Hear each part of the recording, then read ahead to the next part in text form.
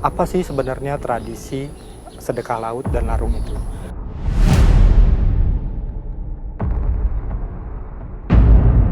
Kalau misalkan dari kacamatanya time travel itu, tradisi larungan laut itu kan dari pihak kita manusia itu ngasih seserahan, ngasih sesaji yang dilarungkan ke laut. Yang Amin lihat itu benar-benar di situ di tengah-tengah laut. Itu ada suatu acara itu loh, Mas.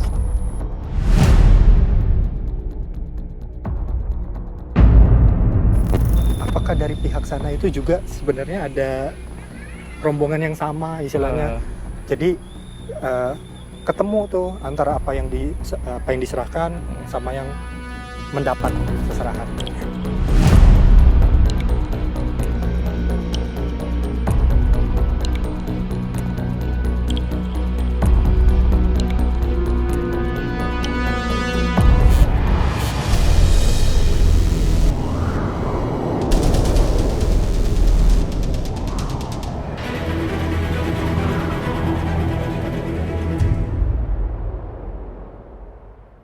Assalamualaikum warahmatullahi wabarakatuh. Waalaikumsalam. Kembali lagi bersama kami di Time Travel. Nah, gimana kabarnya Alif nih? Alhamdulillah baik. Kabar Mas Anton sendiri gimana? Baik. Nah, Sobat Time Travel sendiri gimana kabarnya? Semoga selalu diberikan perlindungan dari Yang Maha Kuasa. Ya, amin, amin. Nah, Sobat Time Travel, menyambut perayaan Bulan Suro yang ada di Jawa, yang merupakan tradisi sakral masyarakat Jawa di sana.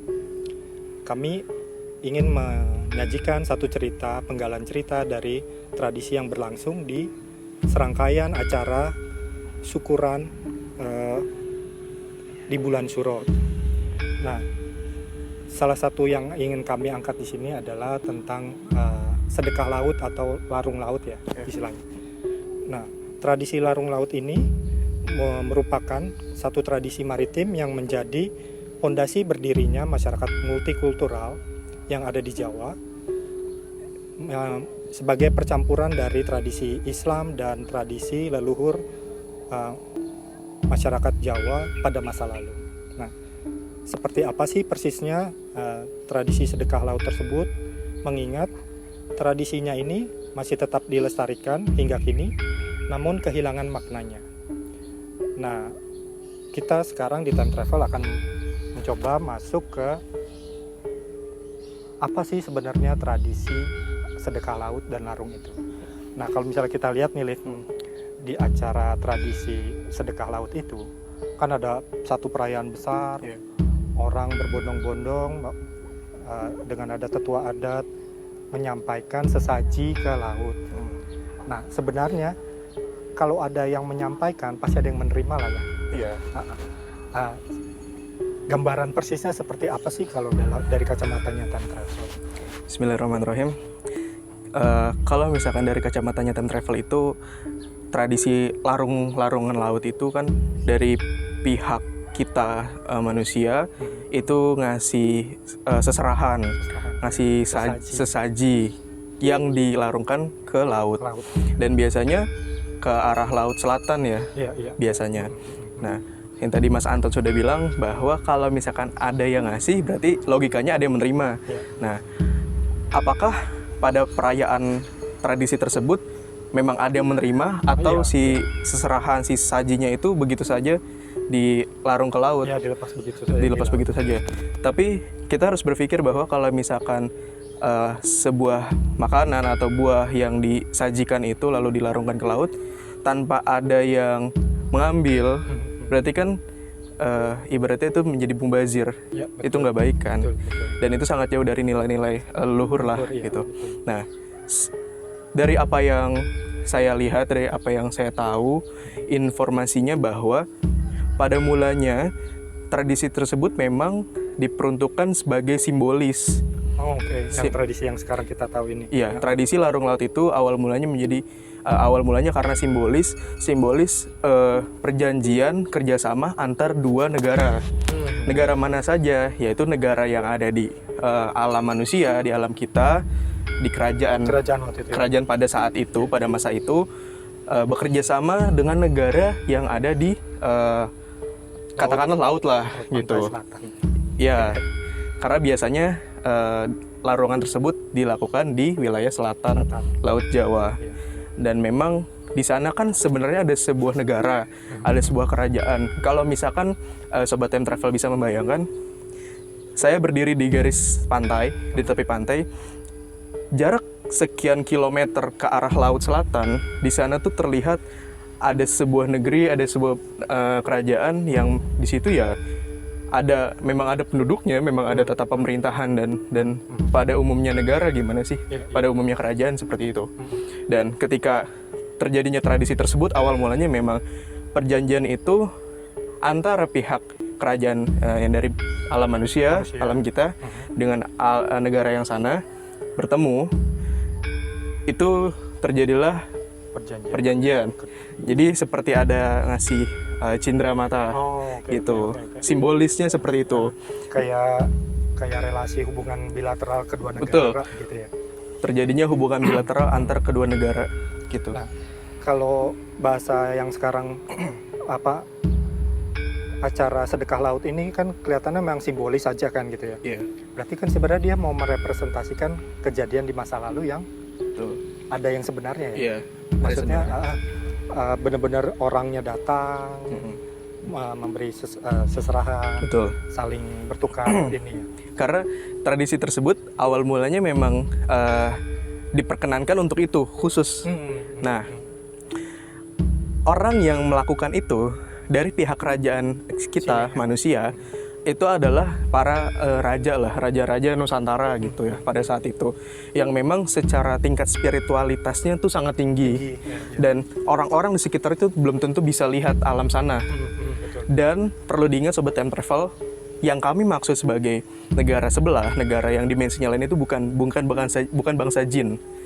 Bukan bangsa jin. Karena Tuhan menciptakan itu banyak makhluknya, bukan hanya manusia, jin, tumbuhan, dan hewan. Gitu Mas. Dan pada mulanya ya seperti itu. Beberapa yang memang tingkat spiritualitasnya tinggi dari pihak manusia, dari pihak kerajaan pada masa itu di sini, bertemu di sana dengan pihak kerajaannya selatan. Bertemu dan terjadilah kerjasama tersebut. Nah, akhirnya secara turun-temurun setiap tanggal katakanlah 1 Suro ya, sebagai momentum perayaan, momentum akhirnya menjadi budaya gitu dari tradisi tersebut, dan sekarang menjadi makna simbolis saja. Namun dilestarikan tetap dilestarikan, namun sangat disayangkan maknanya jadi hilang, esensinya jadi tidak ada, dan mohon maaf banyak yang melenceng gitu. Banyak yang melenceng karena sekarang banyak masyarakat kita yang menjadi minta-minta ke pihak lain gitu. Dari apa yang saya tahu, dari apa yang saya dengar, negara sana pun, bangsa sana pun, mereka tidak suka dengan orang-orang yang minta-minta itu. Istilahnya seperti ini, mereka saja minta kepada Yang Maha Kuasa. Kenapa kalian minta kepada kami? Bukan kepada Yang Maha Kuasa juga gitu ya istilahnya. Nah, kalau misalnya boleh kita tahu, sebenarnya perjanjian kerjasamanya itu sebenarnya apa sih? Ya. Nah, perjanjian kerjasamanya itu karena kan dulu gini ya, dulu itu masih belum banyak masyarakatnya, alamnya masih sangat terjaga, benar-benar masih sangat tata keramanya itu dijunjung tinggi, mau itu ke manusia maupun ke alam. Nah, negara sana adalah negara yang dimensinya beda dari kita. Istilahnya negara sebelah itu, negara tetangga itu adalah bagian juga dari alam. Kerjasamanya adalah supaya mereka membantu kita untuk menjaga alam juga. Sebagai pelestarian alam. Karena kita kan juga mengambil manfaat, mengambil hasil-hasil dari laut juga. Betul. Jadi ketika kita misalnya menjaga laut, sebenarnya itu menjaga rezeki kita juga dari laut ya sebenarnya gitu ya. Anggaplah seperti itu, rezeki yang Tuhan berikan melalui laut. Gitu. Dan bukan hanya soal laut, tapi perjanjian kerjasama tersebut juga untuk mencakup yang lain, mau laut, hutan, sungai, pegunungan dan sebagainya. Gitu. Intinya bagaimana bumi itu terjaga, bagaimana alam itu terjaga oleh kedua belah pihak gitu.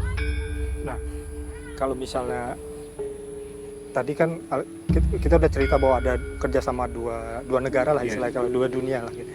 Nah, kan kalau misalnya di kita tuh kan ada tradisinya kan, kalau satu suro itu kan bulan yang sakral ya, 1 sampai tanggal 10 itu kira-kira merupakan waktu yang sakral. Jadi ada serangkaian tradisi yang kita rayakan gitu kan. Ada kayak grebek suro, terus ada jamasan pusaka, terus macam-macam lah gitu.